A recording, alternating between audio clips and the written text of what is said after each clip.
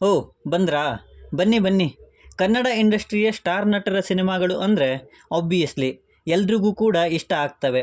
But ಕೆಲವು ಸಿನಿಮಾಗಳಂದರೆ ನಿಜವಾಗ್ಲೂ ಬೇಜಾರಾಗುತ್ತೆ. ಹಾಗಿದ್ರೆ ಸ್ಟಾರ್ ನಟರ ಫುಲ್ ಡಿಸಪಾಯಿಂಟ್ ಮಾಡಿದಂತಹ ಸಿನಿಮಾಗಳು ಯಾವ್ಯಾವು ಅನ್ನೋದನ್ನು ನೋಡೋಣ.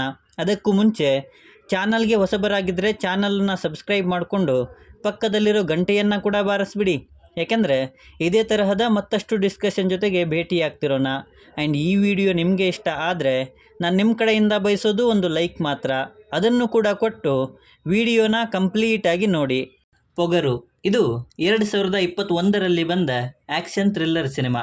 ನಂದಕಿಶೋರ್ ಅವರು ಈ ಸಿನಿಮಾನ ಡೈರೆಕ್ಟ್ ಮಾಡಿದರು. ಸಿನಿಮಾದಲ್ಲಿ ಧ್ರುವ ಸರ್ಜಾ, ರಶ್ಮಿಕಾ ಮಂದಣ್ಣ ಅವರು ಮುಖ್ಯ ಪಾತ್ರದಲ್ಲಿ ಕಾಣಿಸಿಕೊಂಡಿದ್ದರು. ರಿಲೀಸ್ಗೂ ಮುಂಚೆ ಟೀಸರ್ ಮತ್ತು ಟ್ರೇಲರಿಂದ ಸಿನಿಮಾ ದೊಡ್ಡ ಮಟ್ಟದ ಹೈಪನ್ನು ಕ್ರಿಯೇಟ್ ಮಾಡಿತ್ತು. ಬಟ್ ರಿಲೀಸ್ನ ನಂತರ ಮಾಸ್ ಡೈಲಾಗ್ಸ್ ಬಿಟ್ಟರೆ ಕಥೆನೇ ಇರಲಿಲ್ಲ. ಅದರಲ್ಲೂ ಓವರ್ ಹೈಪ್ ಇರುವಂತಹ ಆ್ಯಕ್ಷನ್ ಸೀಕ್ವೆನ್ಸಸ್ಸಿಂದ ಆಡಿಯನ್ಸ್ಗಳನ್ನು ಈ ಸಿನಿಮಾ ಫುಲ್ ಡಿಸಪಾಯಿಂಟ್ ಮಾಡಿ ಎಕ್ಸ್ಪೆಕ್ಟೇಷನ್ಸನ್ನು ಕೂಡ ರೀಚ್ ಮಾಡೋದಕ್ಕಾಗಲಿಲ್ಲ. ಮತ್ತು ಅದರಿಂದನೇ ಆಡಿಯನ್ಸ್ಗಳು ಏನು ಎಕ್ಸ್ಪೆಕ್ಟೇಷನ್ಸ್ ಇಟ್ಕೊಂಡಿದ್ರೋ ಅದರ ಆಪೋಸಿಟಾಗಿ ಈ ಸಿನಿಮಾ ಫುಲ್ ಡಿಸಪಾಯಿಂಟ್ ಮಾಡಿತ್ತು. ಮದಗಜ 2021ರಲ್ಲಿ ಬಂದ action thriller cinema. Mahesh Kumar ಅವರು ಈ ಸಿನಿಮಾನ ಡೈರೆಕ್ಟ್ ಮಾಡಿದರು. ಸಿನಿಮಾದಲ್ಲಿ ಶ್ರೀ ಮುರುಳಿ ಮತ್ತು ಆಶಿಕಾ ರಂಗನಾಥ್ ಅವರು ಮುಖ್ಯ ಪಾತ್ರದಲ್ಲಿ ಕಾಣಿಸಿಕೊಂಡಿದ್ದರು. ಅದೇ ರುಟೀನ್ ಕಥೆ ಆ್ಯಂಡ್ ಪ್ರೆಸೆಂಟೇಷನ್ ಕೂಡ ತುಂಬಾ ಪೂವರ್ ಆಗಿತ್ತು. ಅದರಲ್ಲೂ ಸಿನಿಮಾ ರಿಲೀಸ್ಗೂ ಮುಂಚೆ ಆಡಿಯನ್ಸ್ಗಳಲ್ಲಿ ಹೆಚ್ಚಿನ ಎಕ್ಸ್ಪೆಕ್ಟೇಷನ್ಸನ್ನು ಹುಟ್ಟಾಕಿತ್ತು. ಬಟ್ ರಿಲೀಸ್ನ ನಂತರ ಸಿನಿಮಾ ಆಡಿಯನ್ಸ್ಗಳನ್ನು ತುಂಬಾ ಡಿಸಪಾಯಿಂಟ್ ಮಾಡಿತ್ತು. ಅವರು ಅಂದ್ಕೊಂಡಿರೋ ಥರ ಸಿನಿಮಾನೇ ಇರಲಿಲ್ಲ, ಅದರ ಆಪೋಸಿಟ್ ಆಗಿತ್ತು. ಆ್ಯಂಡ್ ಅದರಿಂದನೇ ಇವಾಗಲೂ ಕೂಡ ಈ ಸಿನಿಮಾನ ನೆನೆಸ್ಕೊಂಡ್ರೆ ಬೇಜಾರಾಗುತ್ತೆ. ಕ್ರಾಂತಿ 2023ರಲ್ಲಿ ಬಂದ ಆ್ಯಕ್ಷನ್ ಡ್ರಾಮಾ ಸಿನಿಮಾ. ಹರಿಕೃಷ್ಣ ಅವರು ಈ ಸಿನಿಮಾನ ಡೈರೆಕ್ಟ್ ಮಾಡಿದರು. ಸಿನಿಮಾದಲ್ಲಿ ದರ್ಶನ್ ಮತ್ತು ರಚಿತಾರಾಮ್ ಅವರು ಮುಖ್ಯ ಪಾತ್ರದಲ್ಲಿ ಕಾಣಿಸಿಕೊಂಡಿದ್ದರು.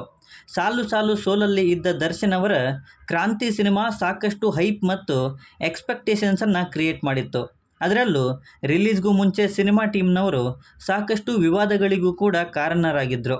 ಆ್ಯಂಡ್ ಸಿನಿಮಾ ರಿಲೀಸ್ ಆದ ಮೇಲೆ ಕೂಡ ಅದೇ ಕಂಟಿನ್ಯೂ ಆಯಿತು ಅನ್ನಬಹುದು.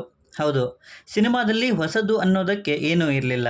ಆ್ಯಂಡ್ ಸಿನಿಮಾ ಆಡಿಯನ್ಸ್ಗಳನ್ನು ಫುಲ್ ಡಿಸಪಾಯಿಂಟ್ ಮಾಡಿತ್ತು.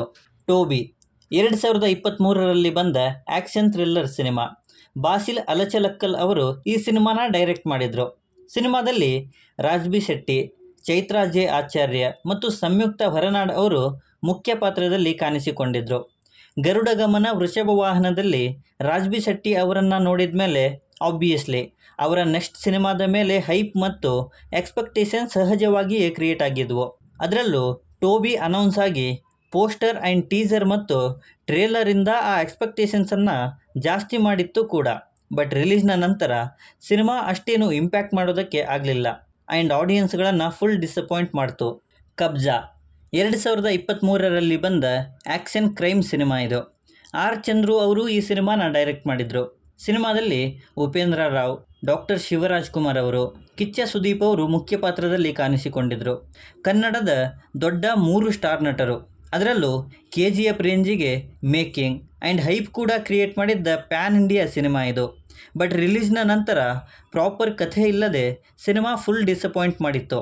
ಮೇಕಿಂಗ್ ವೈಸ್ ಸಿನಿಮಾ ಚೆನ್ನಾಗೇ ಇತ್ತು, ಅದರ ಬಗ್ಗೆ ನಾನೇನು ಹೇಳಲ್ಲ, ಏಕೆಂದರೆ ಅದು ಕ್ವಾಲಿಟಿ ವೈಸ್ ಕೂಡ ತುಂಬಾ ಚೆನ್ನಾಗಿತ್ತು. ಬಟ್ ಕಥೆ ಇಲ್ಲದೆ ಬಜೆಟ್ ಇದ್ದರೆ ಸಿನಿಮಾ ಮಾಡ್ತೀನಿ ಅಂದರೆ ಆಗಲ್ಲ ಅನ್ನೋದನ್ನು ಈ ಸಿನಿಮಾ ಪ್ರೂವ್ ಮಾಡಿದ್ದಂತೂ ನಿಜ. ಕರಟಕ ದಮನಕ 2024ರಲ್ಲಿ ಬಂದ action drama cinema. Yogaraj Bhat ಅವರು ಈ ಸಿನಿಮಾನ ಡೈರೆಕ್ಟ್ ಮಾಡಿದರು.